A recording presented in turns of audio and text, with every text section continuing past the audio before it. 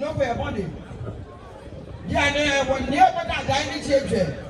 Now, fair man cry will ever say, a chance.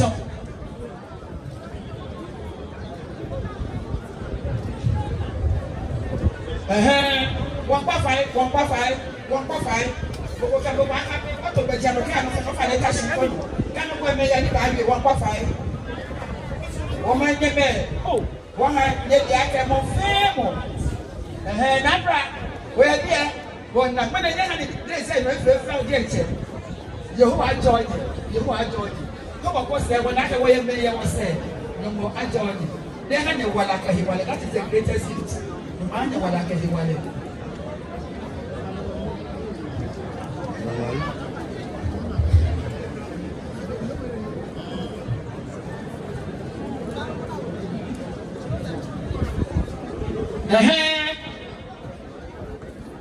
Woman, you may, the woman, you may. Okay, no more. I join you. What was software fan, no more. I join you.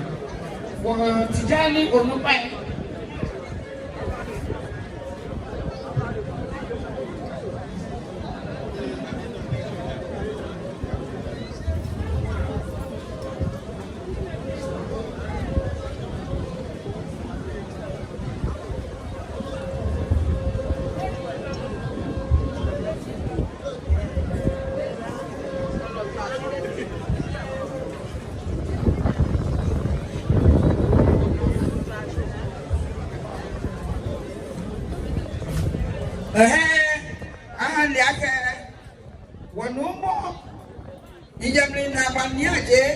Aswa owe ni ni chienyo agbawe akuchoche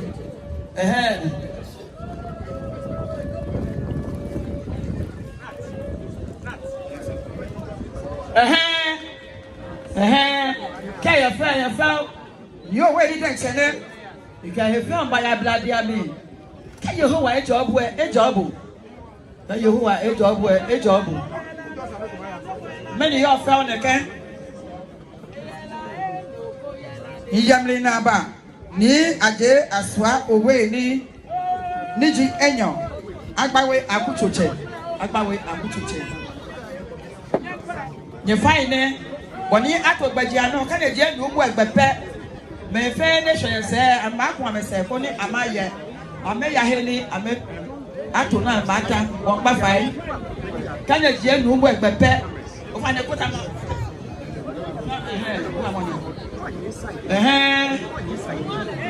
men you go back on the fight na me no tawa bonchi me fe ma je nu mu egbepe keke ameku amese o wa ye emu amena me sen keke jala mi kan boni atogbaji ano ayale na kan pepepe wonu mo ablade glover ni ji kwe personal advice yeah nu bo ne kaji oye ni obi ele ni time ojo ba nwe mo papa ne ko se ko ehie e ba ha ni obi le echo woni otro me mo cha wlo mo ni otro me ese bi e obe chawe ni o chawe nnoko ye boni mwene boni kusu ye o ma na le proko won kwa fa ka je ji abebepe ne hia je be ni jala mi aka won kwa nye fa je fa ire ya irado wa ka je die no mu egbe ya irado aka je die no mu egbe eni nye se nye wa je won kwa nye fa ya irado aka je die no mu egbe ya irado ka je die no mu egbe ka je do ye Kene die nu wo gba pe ka nye do nye Jeradon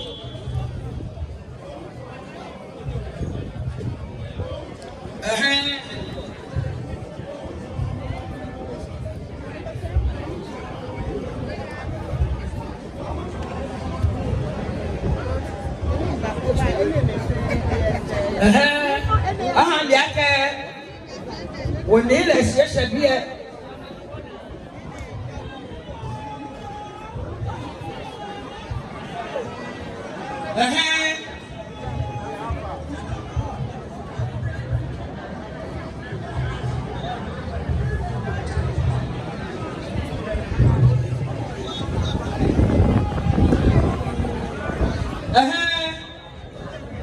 One year, SMB, 1 year.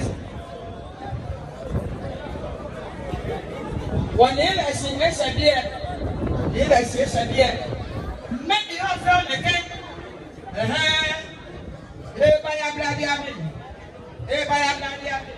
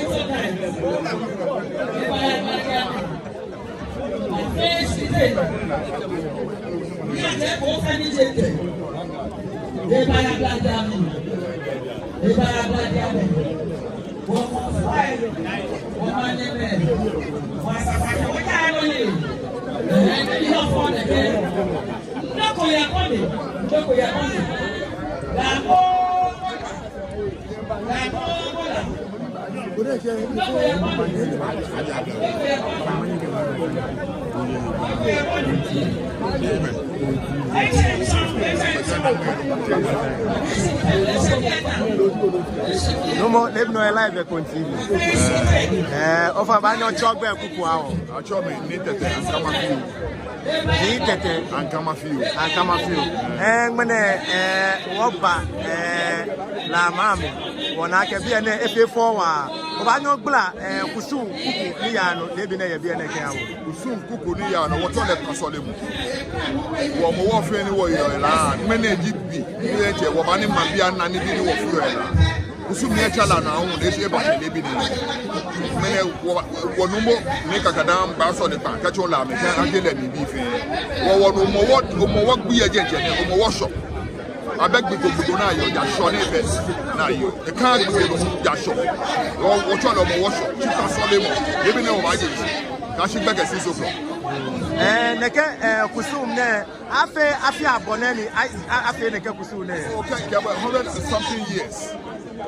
Beni wakame wapa la shikono akasi la me na je de ke kusu ne waka je right o ke ba shi la de e wo nimne afio e jide anu afio e bi e de yo kemuna obanyo chon se na mo ani yo ne ke kusu na ka gbene o ke la be fe no ko se na mo bi mi bomo ni do mo shi acho me ni tetan ka ma fio ni tetan ka fio awo me e bi e ngbe na ke cho ti manche ye dema ka swidi Kopega, ni shebi na ode imba dafi imba yi. Wo, akoba mi ku imba mba ye.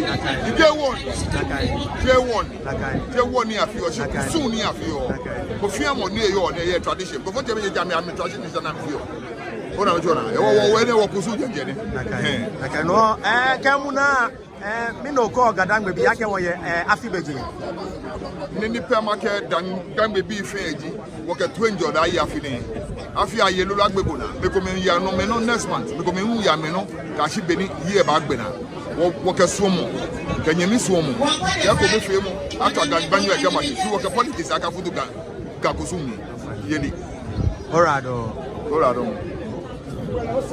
be ye jami ke dama ki am ni ibada fi dem ma bi fe ni je gadan bi fe ni o le manche ye jebe ni fa da fi e ba ne ke kusu ne e ba yo ne ke kusu ne o da se o ba na ke kusu ne eye so ko ye gadan bi kusu fe aka man fe ma am ye kusu na me fio ni mene ko ba la echo la eti e poli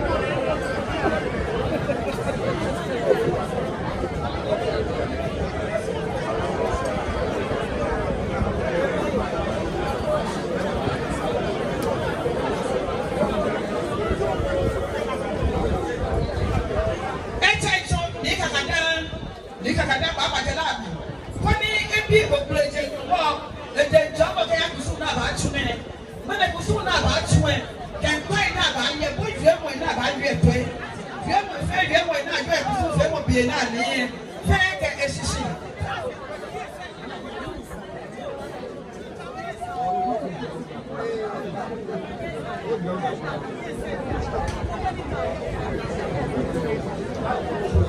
Mɛnɛ kusu fɛ kusu na ba fɛ yɛ biɛ dua mɔ kran na ni ayoɔ wɔn mɔ ne no kase no bɔ yɛ bi.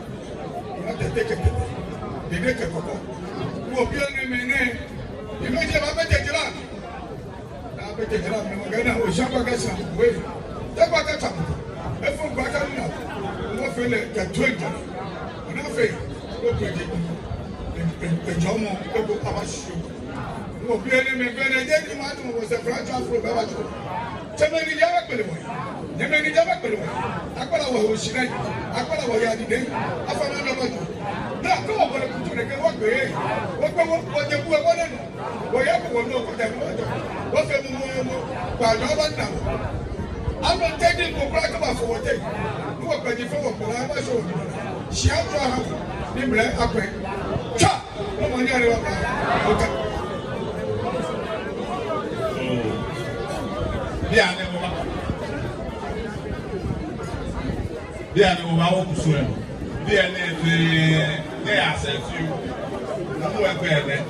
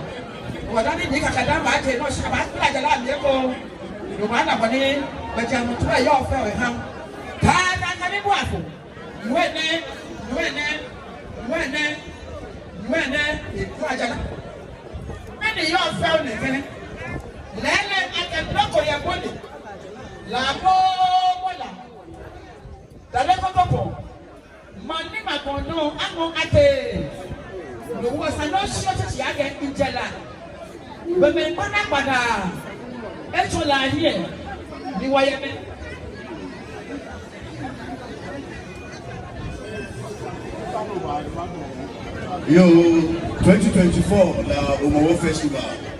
Mene di before back climax. La Paulo Mbeba do Jalare akola Jala Ichencho. Usuni Mushino aje. La kwa fake meni yo Jala mi ni amebedo kufu mu. Ameka abiye. Nedamo ajame tekachi amani. Wa media biye ena to anye nyedamo jeme la pa fai gogo akapa jana no wa ya no ni shianya no many your found the can no fellow na feel okay shi chamo ya mena mlanga ma chole kusuna bete one man start to enye jala no woni no ba je kusuma no ni ti credit shi e bala jala Loko ya boni. La mola.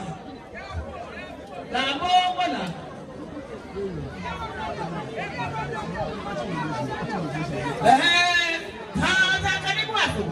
Mwene.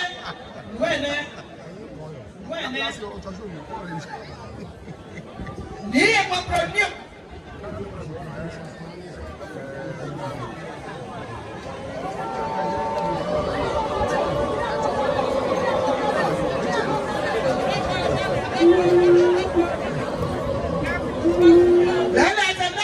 Remember your money. There is a coupon. The action I pay you. Attention. Many one meeting as you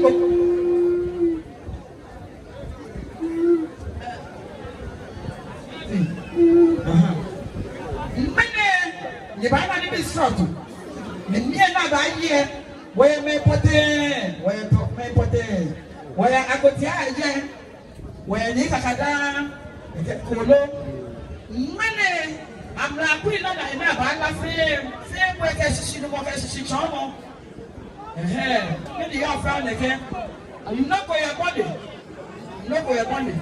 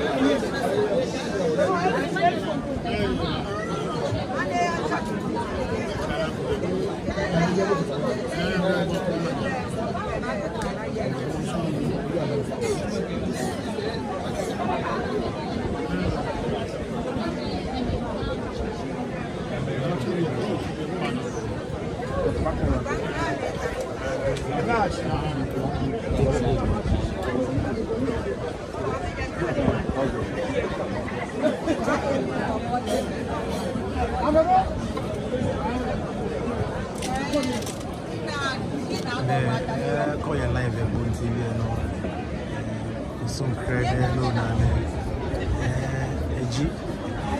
So me, when you may lame, I'm a few. I feel and my Solomon,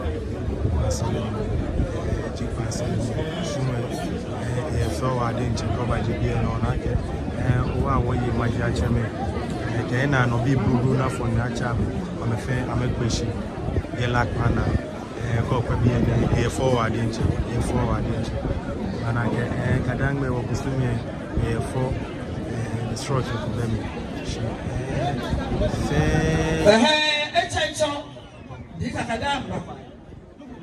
What they was swing yard, what I know, yeah. Many young found again. Told that new calendar, no fear, the family Samo, Cafe 2024. Omo calendar pamo obana body e o fe ha wojra no ye ne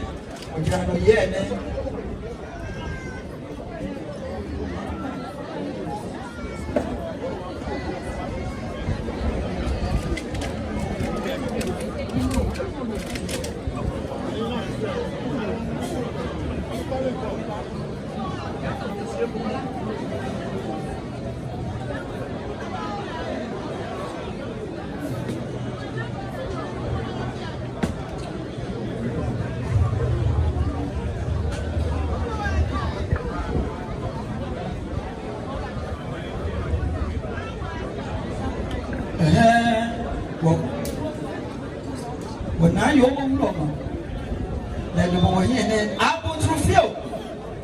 Three many of found again. Many can or that 2024 calendar no fail.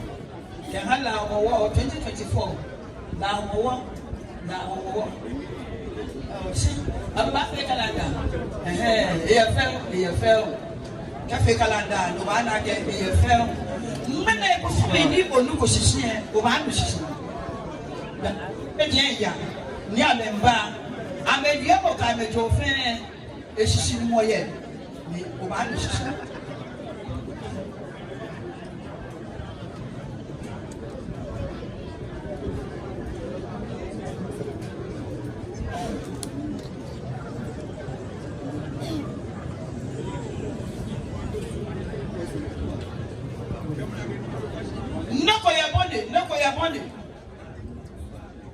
La mola, manima kono amo ate. Ashike papa ahawo. Wodi kanu we ba juele. Then you blood. Then you blood ya me kwa de woshi. E chenchon. Ha tangani wafu. Ikakana ba fate no. Me you found again. Ene ona ko ko dan. Mene ko ba de ko. Ya beni a plagada. Nibi ni eyi fe abagbe asha nibi ni ka sale papa baba abapuana ka ka ko be fe mo no mi ye wale yo ni ye wale yo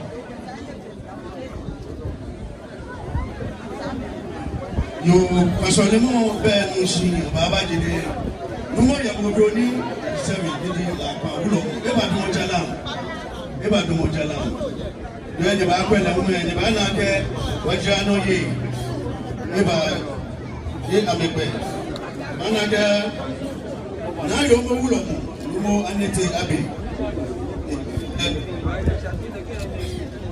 enti atete ne waja no ye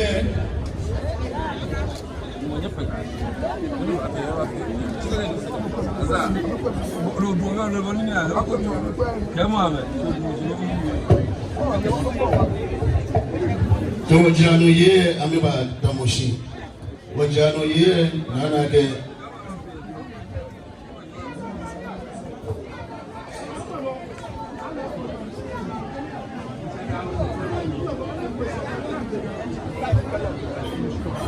wajano ye na yoko ajete osabujano yo na jagle abi na yomo jano yo na yemo ti oko yemo odu ewo aso jano yo na akoko oko kolo jano yo awo ajele tayua jobu jano yo okusuwe bishop aje numo yemo Obroni ebadomo jula kantan kanibu afo numo yemo Obroni the 7th la paulo ebadomo jula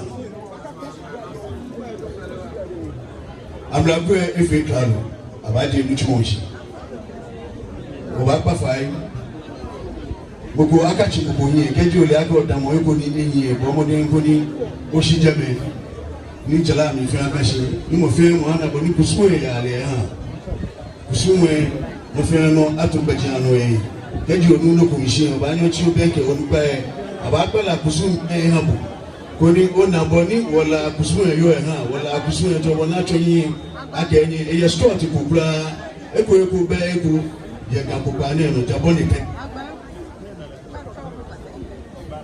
la dade kotopon wo be la ebe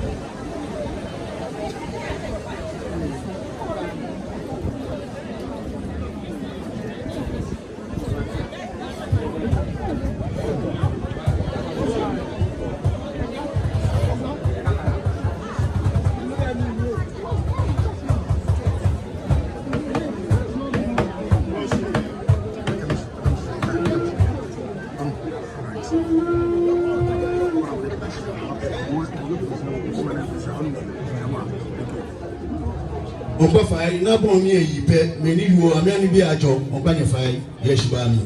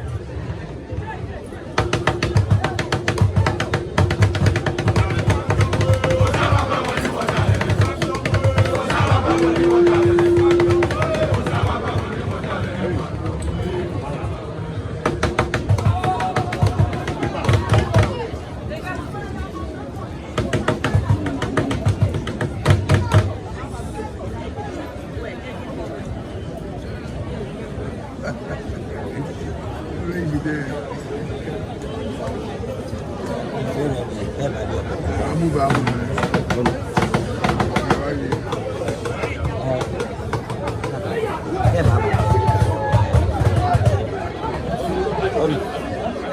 bà gì?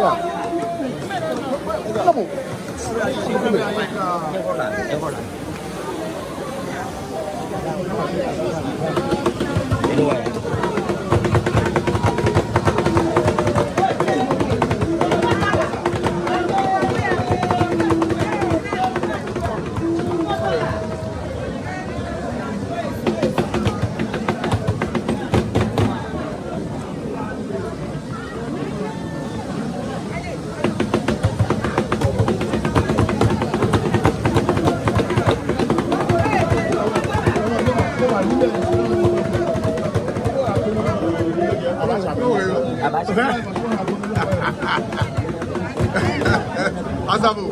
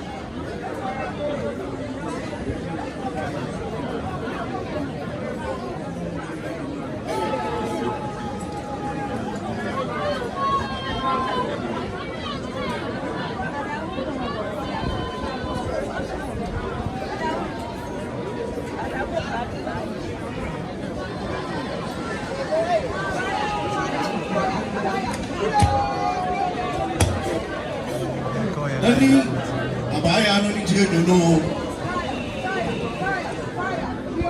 abajo mukumi la tawulo mo eke ata bajo e asakamu e jadi amebena mankalu ni oboda adai la mankalu abani ebajo eje bena ni aje ko fe before la shite baba ebajo kẹkẹ àgbẹ̀nà kẹkẹ àti ẹ̀nà ní ti débò ní ìlàgbà ńlọ mọ́ kẹ́jì ètò kẹtẹ wọ́pọ̀ ẹ̀mí ẹ̀yẹ kùsùn nínú ìyàmọ̀gbò ní ẹ̀bà jẹ́láàmì kẹ àtà bàájò.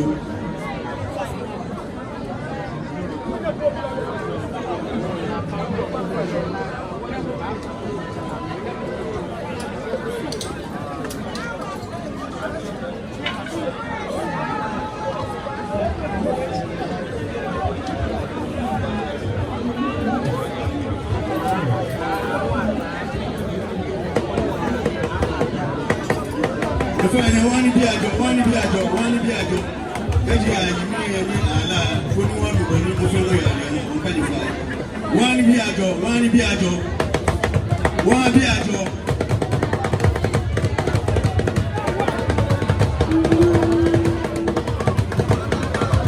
Kan kwa. Mo ya gbogbo ni.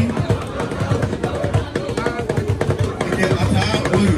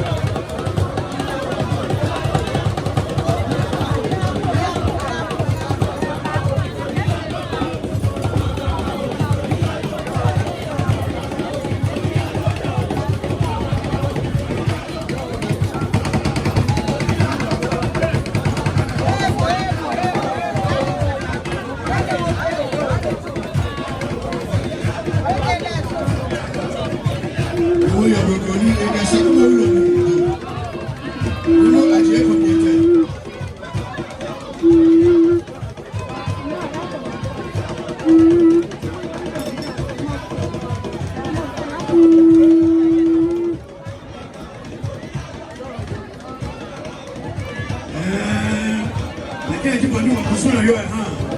No, I don't make you.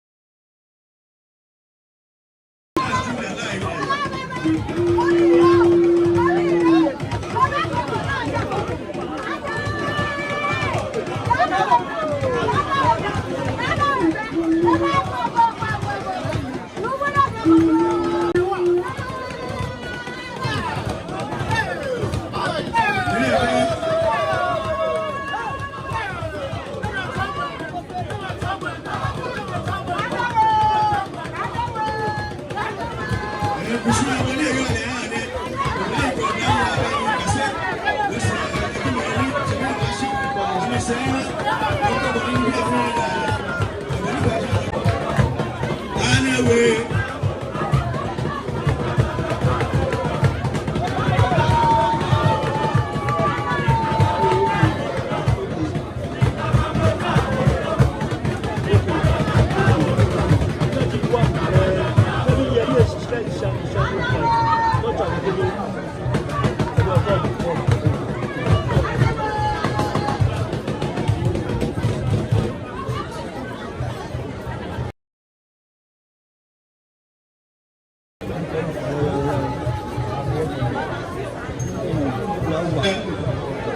Eshani Obadai Adaino, Laman Grano. Ni Obadai died before, Laman Grano. Eshani.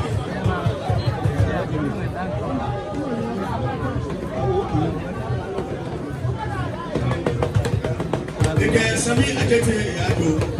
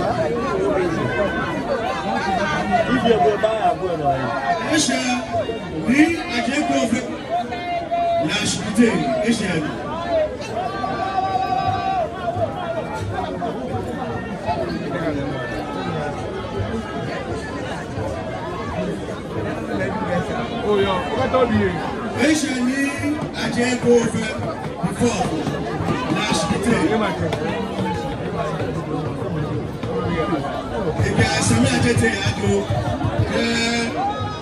Nuno ana lomote lamo na ulo.